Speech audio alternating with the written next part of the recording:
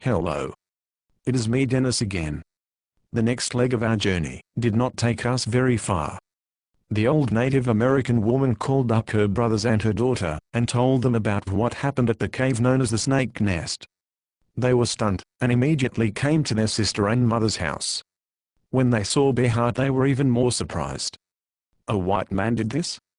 Bearheart, who had been drinking most of the morning, told them about his experiences at Dulce, New Mexico, and the two Native American shamans, one man and one woman who he had lived with, and that woman had helped him, and another to perform a 6-month dream ceremony. Bearheart also told them about his Bear clan, his Germanic shaman lineage, and how he had been saved from walking the path of a Wendigo by taking some astral, I guess you could call it, medicine from the native shaman he was to meet soon after.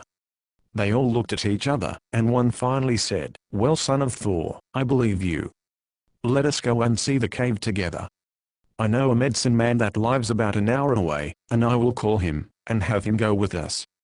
Bearheart and I went outside, and he taught me a set of static arm balancing postures. He said that this comes from the Russian circus, that a lot of their tumblers and contortionists use the exact same method. I had told Bearheart that I wasn't as strong as I wanted to be. He said he had a cure, and that I didn't yet need to go to a gym, or get a weight set, that this would lay a solid foundation for my physical training. I was glad for the lesson, and I have no doubt it will work, but my whole body begged for mercy.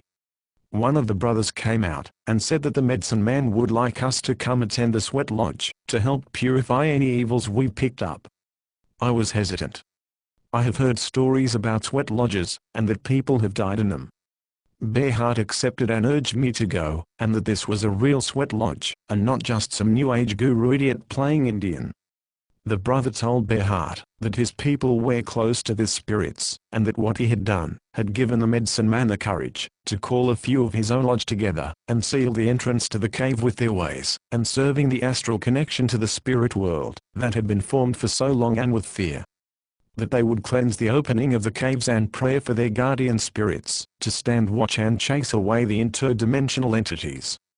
Bearheart asked if they revered a god of thunder, and he was told yes, and that would be the main guardian. Bearheart seemed pleased. "It is good that they are doing this," he told me.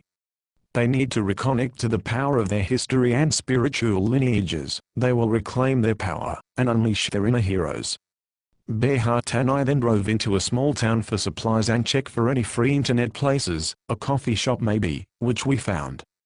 Bearheart has a serious sweet tooth, and must have had 3 caramel ice blended something, or others in the 4 or 5 hours we were there.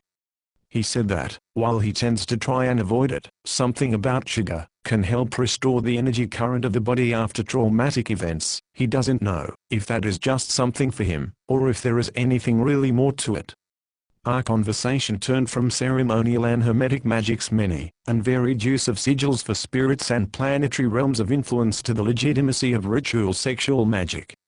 Bearheart told me that sexual energy is magic, and the release of your true nature is maturely, and without shame, deviling, and understanding your sexual attractions. Your moon sign in your astrological chart is the doorway to knowing and understanding your true self, and how the universe interacts with you.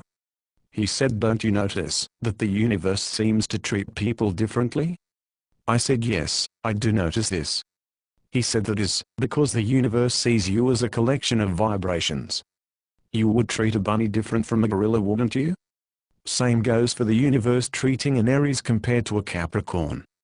Knowing how the universe is trying to communicate with you can help you understand who to better interact with it."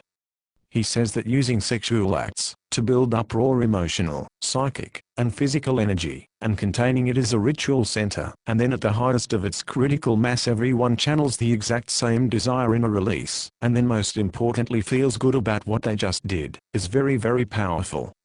Unfortunately, this practice has been demonized by those who have co-opted into thinking sexuality is a sin, or by people more interested in the sexual activity than the magical. Bearheart assures me he is a huge fan of both.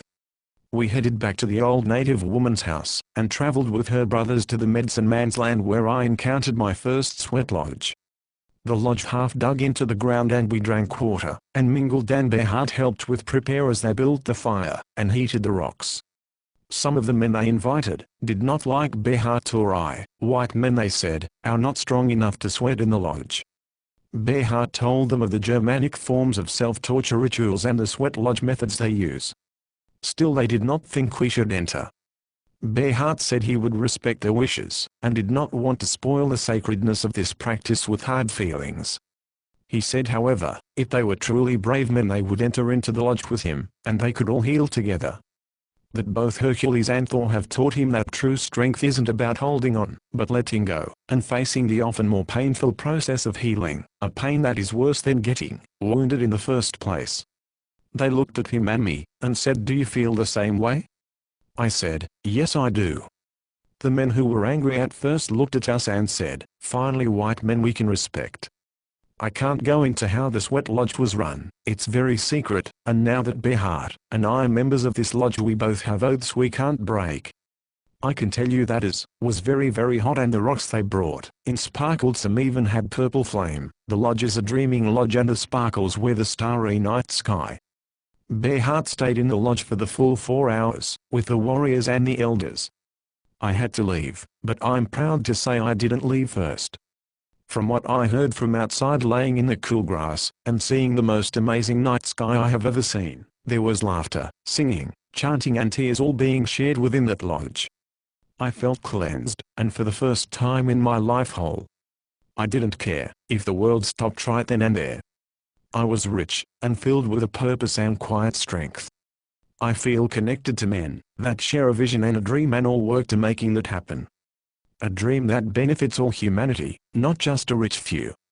Bearheart crawled out and passed out on the grass and slept there next to the other members of the lodge.